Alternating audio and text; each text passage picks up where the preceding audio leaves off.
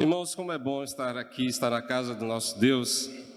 Há quanto tempo eu não ocupo este palanque, né? Esta grande responsabilidade.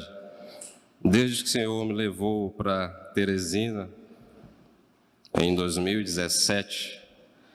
Acho que essa é a primeira vez que eu volto, né? A esta tribuna. Grande responsabilidade. É bom estar no meio dos irmãos. Como é bom estar na casa de Deus. E o convite me foi feito pelo Madison, né, com o Júnior aqui na pressão do lado, de forma bem educada, né? Ó, domingo vai ser tu, te vira. E eu prontamente aceitei, dizendo não. Mas o não para o Madison não interessa, né? Interessa que nós assumamos nossa responsabilidade. Então, passei a semana pensando, procurando de Deus alguma visão, algum arrebatamento, algum sonho, e nada. Né? Parece que eu estava nos 400 anos entre a última profecia e a vinda de Jesus Cristo. Jesus Cristo só resolveu aparecer sexta-feira. Obrigado. Olha, já está me avisando para não falar heresia aqui. Olha, não é uma besteira. Então, Jesus Cristo apareceu na sexta-feira para mim, voltou. E me colocou algo prático, algo da nossa vida, para que nós possamos pensar sobre isso hoje. São poucas laudas, são poucas páginas, somente 30 páginas, 2 minutos por página, 1 hora a gente resolve. Brincadeira, irmãos, menos do que isso. Vamos abrir nossas Bíblias em Mateus capítulo 6, versos 19 a 21. Parece que é de codó, né? Vamos ler Mateus capítulo 6, versos 19 a 21. Peço que todos estejam prontos para ler. Assim diz o texto: Não acumuleis para vós outros tesouros sobre a terra, onde a traça e a ferrugem corrói, e onde os ladrões escavam e roubam. Mas ajuntai para vós outros tesouros nos céus, onde a traça nem ferrugem corrói, e onde ladrões não escavam e nem roubam. Porque onde está o teu tesouro, aí estará também o teu coração. Vamos orar. Senhor Deus, te agradeço por este momento, Pai, pelo privilégio de falar aos teus a palavra do Senhor tem posto no coração do teu servo. Que nada proceda, Senhor, da minha sabedoria ou inteligência, mas que venha do alto até o coração da tua igreja. Peço em nome de Jesus. Amém. Queridos irmãos, nós vivemos numa época em que somos compelidos, as grandes massas são conduzidas a consumir, a acumular, a trabalhar, a correr atrás. Para todo lugar que nós olhamos, nós temos um convite à compra, ao consumo. Se eu abro minha rede social, ali no meio tem uma propaganda, um produto, e parece que eles adivinham o que a gente quer, né? Aqueles algoritmos lá de inteligência artificial. Quando eu vou na rua, eu olho na vitrine, eu sinto uma necessidade. Eu ligo a minha TV, tenho uma necessidade. Se eu não ligo a TV, se eu não abro o celular, se eu não saio na rua, irmão Carvalho manda o Bike Som fazer a propaganda lá, né, irmão? E eu sou compelido a comprar. No nosso modelo econômico, cada elo dessa cadeia depende da outra para a sua subsistência. A indústria tem que produzir, o comércio tem que vender, nós temos que comprar, o governo tem que arrecadar. E se isso não acontece, vem a pobreza, a fome, o desemprego, a miséria. Interessante é que a dramaturgia também retrata isso e nos ensina o modelo que nós vivemos. Eu não vou pegar um filme mais recente, vou pegar um filme de 2009 chamado The Joneses, que em português significa, o título em português é Amor por Contrato. Quem já assistiu? Acho que ninguém, né? Por isso que eu peguei como exemplo. Então vou dar um spoiler aqui para vocês. Esse filme retrata uma família de fachada contratada por uma empresa de marketing, que se muda para um bairro nobre, para uma mansão, com o simples intuito de, através do seu padrão de vida, de consumo, de festas, atrair os vizinhos para eles e fazer com que os vizinhos também consumam produtos das empresas para as quais eles foram contratados para fazer propaganda. Acontece que um desfecho trágico nessa estratégia acontece. Um dos vizinhos comete suicídio porque percebeu que o alto padrão deles, aquele alto padrão ele nunca alcançaria. Então veio a ansiedade, veio a frustração e ele tirou a própria vida. No início desse texto, irmão, nós lemos que Jesus está falando, não àquela multidão, do contexto anterior que já vamos ver. Jesus está falando aos seus discípulos. Diante de uma multidão na qual haviam também muitos judeus, visto que essa região era habitada por diversas etnias. Jesus é claro em suas palavras quando diz que eles não devem acumular tesouros sobre a terra. Agora isso nos intriga, porque Jesus está falando para um povo que sofreu durante os séculos passados diversas invasões, e ali, naquele momento, eles estavam sob o jugo do Império Romano. Então, o povo judeu é um povo que aprendeu a se precaver para o inesperado, para o amanhã. Desde o Egito, quando eles saíram para o deserto, o que eles faziam? Deus mandava o maná, eles queriam guardar o maná. E o maná apodrecia. Deus mandava as codornizes, eles guardavam umas para amanhã. O judeu sempre guarda. Eu tive um chefe judeu, que o Júnior também foi funcionário dele. A gente chama ele de judeu, né? Nosso ex-chefe, descendente de libanês. O principal lema dele era: quem guarda sempre tem. Interessante. Esse é o lema deles. E Jesus está falando para um povo que traz na sua estirpe, né, na sua carapaça, o costume de guardar, de preservar para o inesperado. E Jesus diz: não acumulem. Paul Jones, em seu livro A História dos Judeus, retrata bem esse povo no sentido econômico, porque foi o judeu que criou o título ao portador. Interessante, né? Antigamente as pessoas começavam a levar seu ouro, sua prata, e as trocas começaram a ficar pesadas, porque não dava para tu carregar um baú de prata, de ouro, de moedas, para comprar uma casa. Então o judeu: não, guarda aqui e eu te dou esse título que representa isso aqui. Inteligência. Criaram um título aportador. Hoje a gente chama de Bitcoin. É o título aportador virtual. Quem tem a senha é dono. Para quem não sabe como funciona o Bitcoin, é assim: se você tiver uma carteira cheia de Bitcoin e der a tua senha para outra, ele já virou o dono, já perdeu. É o portador. Foram os judeus que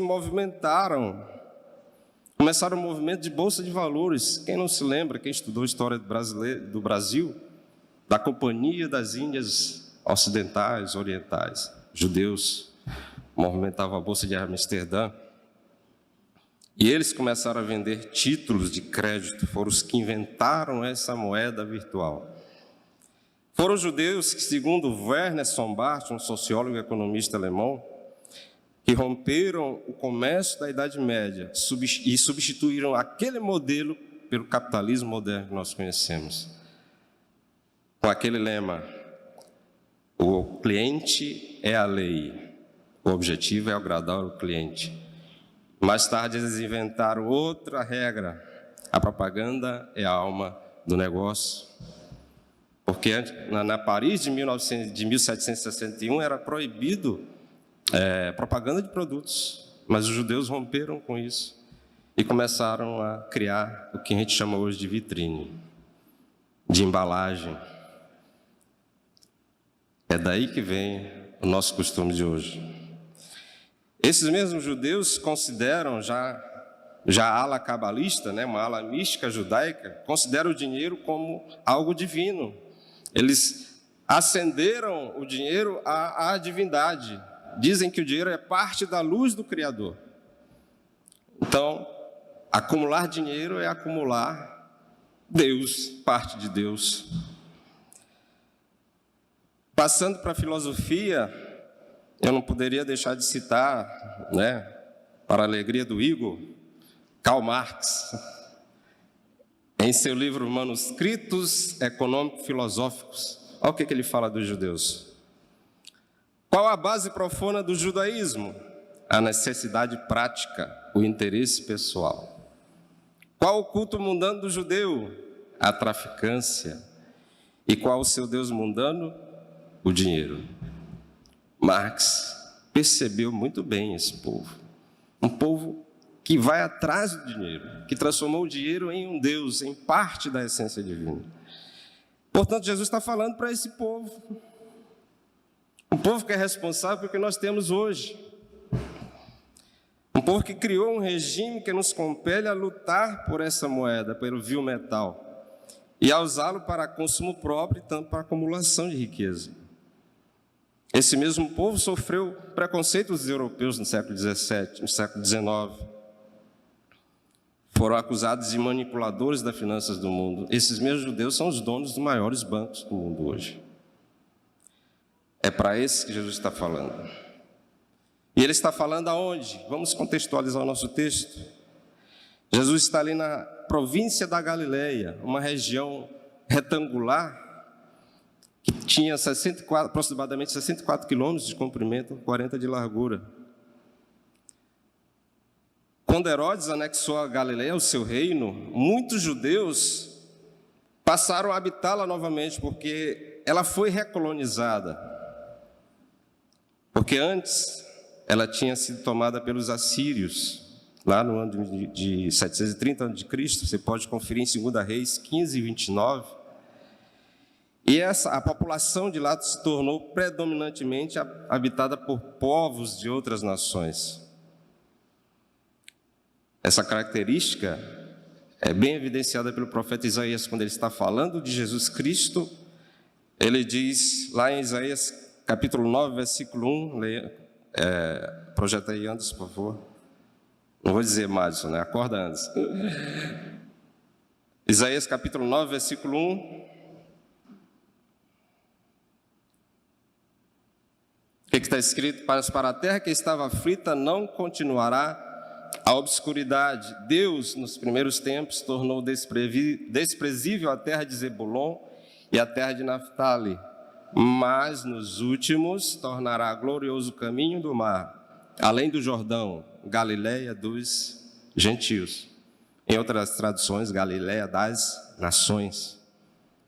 Povo miscigenado. Jesus estava nessa região, não era predominantemente ou exclusivamente de judeus. Jesus escolheu uma região miscigenada para que se cumprisse a profecia. E a profecia se cumpriu no Evangelho de Mateus, capítulo 4, versículo 15, quando ele menciona essa passagem do profeta Isaías, quando Jesus desce para a região. Então, esse contexto da passagem que nós lemos agora, acontece depois de vários eventos.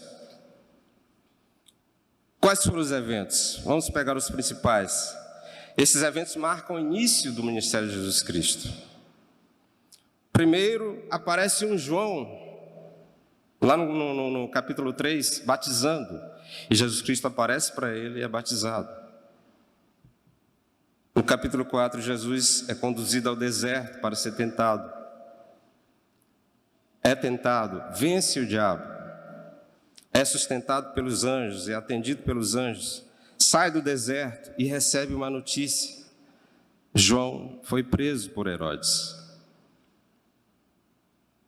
que era o governador da Galileia.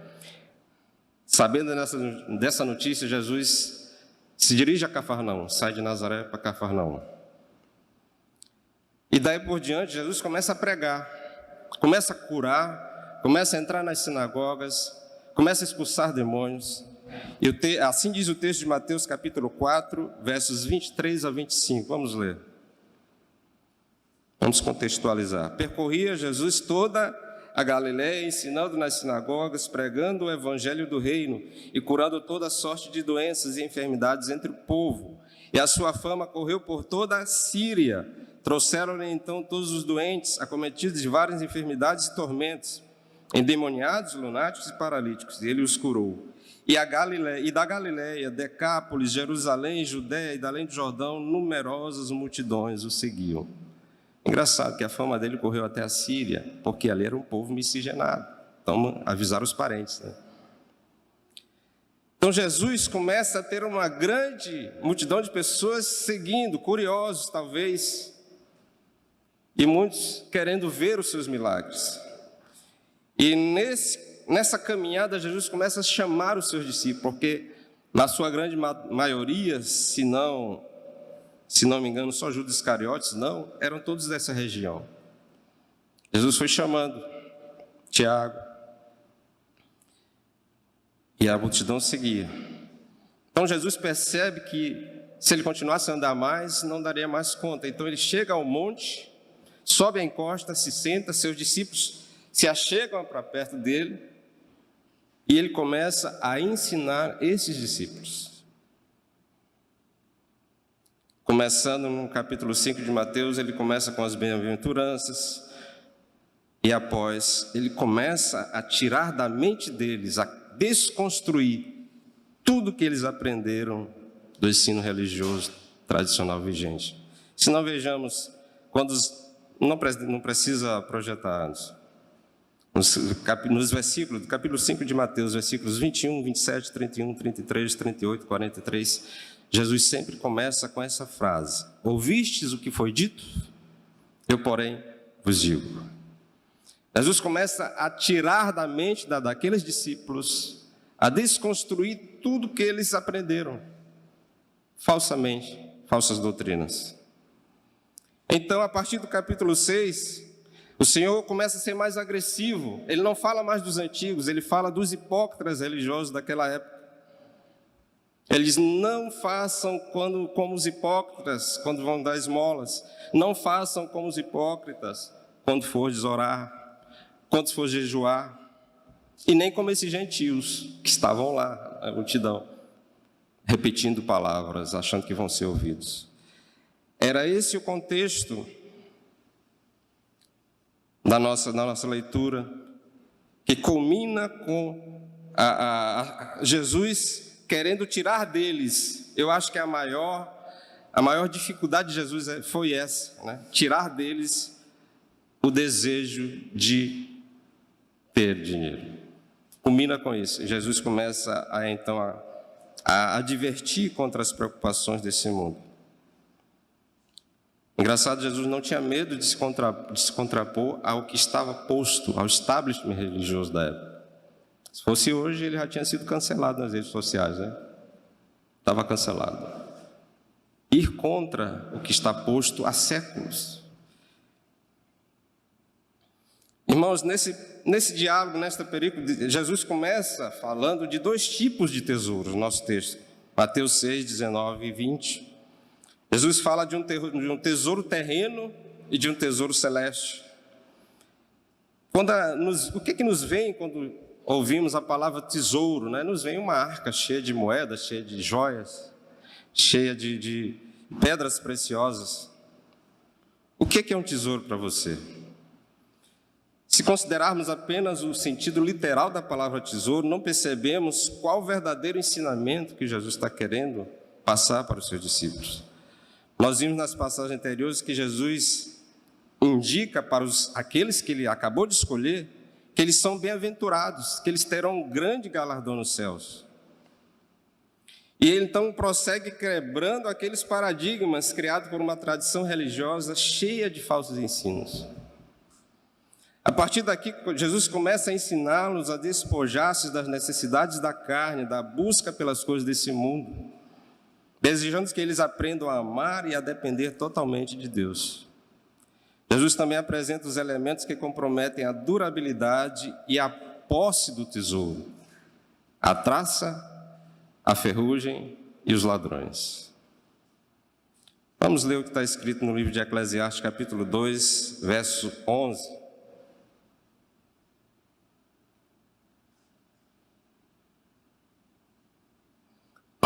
Considerei todas as obras que fizeram as minhas mãos, como também o trabalho que eu com fadigas havia feito, e eis que tudo era vaidade, correr atrás do vento, e nenhum proveito havia debaixo do sol. É claro que a nossa luta por essas coisas dessa vida, não resultarão em benefício algum para a eternidade. O pregador diz: tudo é vaidade e aflição de espírito. Os elementos que Jesus apresenta, a traça, a ferrugem, os ladrões, estragam, corrói e levam embora tudo aquilo pelo qual lutamos ou criamos nessa terra. Jó sentiu isso na pele, quando o mundo desabou sobre a cabeça dele. Quando vieram dizer, por último, que os filhos dele morreram, a casa caiu, todo mundo morreu. Jó rasga suas vestes, se ajoelha e diz: nu saí do ventre de minha mãe e nu tornarei para lá. O Senhor o deu, o Senhor o tomou, bendito seja o nome do Senhor.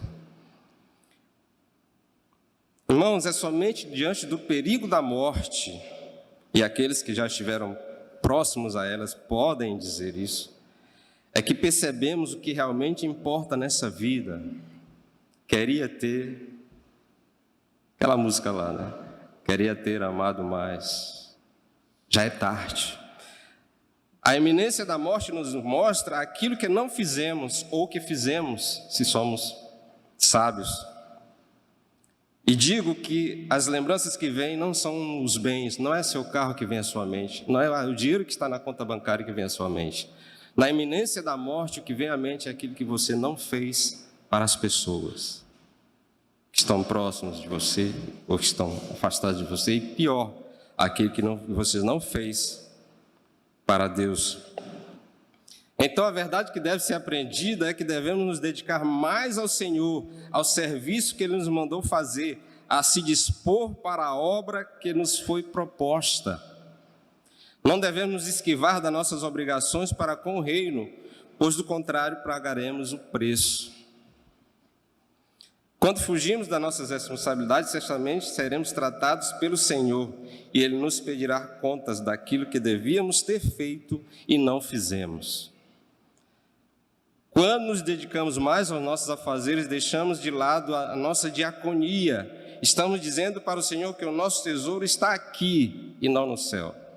Irmãos, somos todos diáconos, temos que servir ao Senhor. Diaconia é serviço. E serviço é pôr a mão na massa. Não existe facilidade nessa vida para o cristão. A facilidade nem no céu existe, porque lá também tem trabalho. Só que o trabalho vai ser prazeroso. Aqui o trabalho é fatigante. Este foi um dos resultados do pecado original do homem. A fadiga, os abrolhos e os espinhos da terra. Aqui o trabalho se tornou fatigante. Não era para ser, era para ser prazeroso. Há quem acha o trabalho prazeroso, né? Mas isso é um contrassenso, é uma doença. João escreve em sua primeira epístola, no capítulo 2, versículo 15, que não devemos amar o mundo, nem as coisas que existem nele, porque senão o amor de Deus não estará em nós. Paulo, quando se despedia dos presbíteros de Éfeso, lá em Mileto, que ele não queria chegar até Éfeso, ele mandou chamar os presbíteros e disse: olha, de ninguém eu cobicei coisa alguma, nem prata, nem ouro, nem vestimenta. Engraçado, Jesus Cristo fala da vestimenta, da traça, fala da ferrugem, prata e ouro. Paulo não cobiçou nada, trabalhava para manter a obra que o Senhor pôs nas suas mãos. E termina o versículo, Atos capítulo 20, versículo 35, ele termina dizendo: assim como o Senhor disse, mais bem-aventurada coisa é dar do que receber. Dar, se doar, trabalhar em prol da obra do Senhor. Paulo traz consigo a verdadeira face de um servo, o qual não cobiçou as coisas desse mundo, antes trabalhou arduamente para desempenhar a obra ao qual foi chamado. O texto de Mateus 6, que é o texto que nós estamos lendo, finaliza com o versículo 21. nos apresentando mais um elemento. Jesus Cristo diz àqueles discípulos: porque onde estiver o vosso tesouro, aí estará o vosso coração. Aí estará o vosso coração. Jesus está ensinando que o tesouro que escolhemos levará cativo consigo o nosso coração. Cativar o coração, irmão, significa capturar o centro de nossas decisões. Como verdadeiros escravos, todo o nosso esforço será direcionado para satisfazer os nossos desejos. Isso fica bem claro no versículo 24, quando Jesus diz para eles: ninguém pode servir a dois senhores. Servir, ser escravo, ou é Deus, ou é mamon, ou é o dinheiro, ou é a riqueza. Nós aborrecemos a Deus quando não nos dedicamos em servi-lo com todo o nosso ser. Isso não significa frequentar os cultos, dizimar, ofertar, cantar, tocar. Nada disso fará sentido se não vier de um coração disposto e alegre para servir a Deus. Olha o que está escrito em Lucas, capítulo 21, versículo 3. O Senhor observava os ricos lançarem suas moedas, e vem uma viúva e lança 2 moedas, 2 moedinhas, e ele disse que ela deu mais do que a todos. Ele viu o coração daquela viúva. Irmãos, o principal requisito para que a nossa oferta, a oferta do povo, fosse aceita, era que ela viesse de um coração voluntário. Lá em Êxodo 35, versículo 5, pode projetar, vamos ler. Quando estava sendo recolhido as joias, o ouro para a tenda do Senhor, para o templo, olha o que o Senhor diz, o que Moisés diz: tomai do que tendes uma oferta para o Senhor, cada um, Êxodo 35, 5. Tomai do que tendes uma oferta para o Senhor, cada um cujo coração é voluntariamente disposto. Não está aí, não? É Êxodo. Acho que eu anotei errado. Tomai do que tendes uma oferta para o Senhor, cada um cujo coração é voluntariamente disposto, atrará por oferta alçada ao Senhor, ouro, prata e cobre. Depois eu digo a referência correta, acho que eu anotei errado. O Senhor só aceitava ouro, prata e cobre do coração voluntário. O Senhor não quer o teu dinheiro, Ele quer você, a sua atitude voluntária, alegre, Alegrei-me quando disseram: vamos à casa do Senhor, porque o Senhor ama quem dá com alegria. Tá certo? É isso mesmo, então tá certo.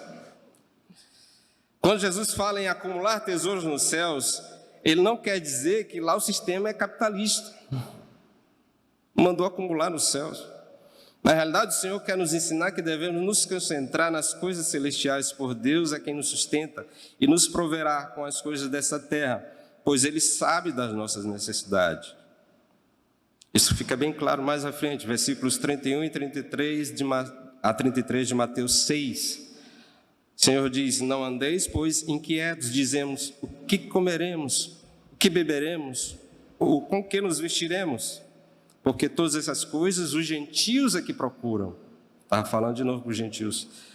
De certo, o vosso Pai Celestial bem sabe que necessitais de todas essas coisas, mas buscai primeiro o reino de Deus e a sua justiça, e todas essas coisas vos serão acrescentadas. Irmãos, eu sempre questionava quando o irmão vinha contar uma bênção, Aí a gente sempre considera, isso é uma falha humana, a gente sempre considera a bênção uma coisa que eu consegui comprar, um carro, sei lá. Irmãos, isso é acréscimo. Essas coisas são acréscimo. A bênção é ser salvo por Jesus Cristo, é servi-lo fielmente. Essa é a bênção do cristão. Eu entendi isso quando eu fui empurrado daqui para Teresina, praticamente. Deus é assim: vai-te embora. Irmãos, foi uma série de acontecimentos em 2017. Eu fiz um concurso que não estudei e passei em primeiro lugar. Passei em primeiro lugar para um cargo de nível superior que eu ainda não tinha me formado. Aí eu corri para entregar a monografia e dar tempo de entrar na colação de grau ainda daquele ano, porque eu tinha que assumir o concurso.